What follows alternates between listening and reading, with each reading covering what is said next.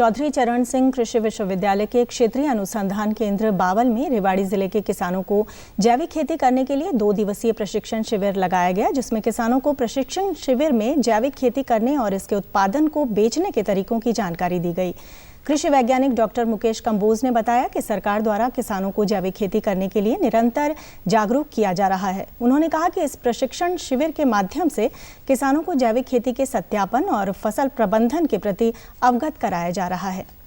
दूसरे जिलों से भी किसान आए हैं और अलवर से भी आए हैं, तो यहाँ पर इन सब किसानों ने काफ़ी उत्साह से सीखा है और जो हमने यहाँ पर बताया उनको जानकारी दी है वो है PGS इंडिया ऑर्गेनिक सर्टिफिकेशन, यानी कि छोटे छोटे किसान जो है वो कैसे समूहों में अपने आप को इकट्ठा करके ऑर्गेनिक खेती कर सकते हैं।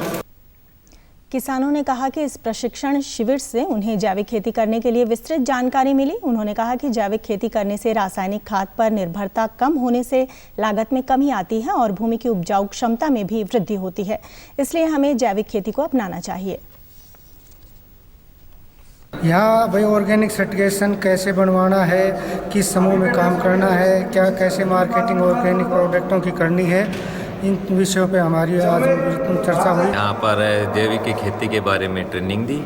हमें इसका बहुत लाभ मिला क्योंकि हम तो कर रहे थे पहले से ही, लेकिन उसमें जो मेन प्रॉब्लम आ रही थी, समस्या थी सर्टिफिकेशन की। हालांकि हमने पहले ले रखी थी, लेकिन फिर भी हम उसके बारे में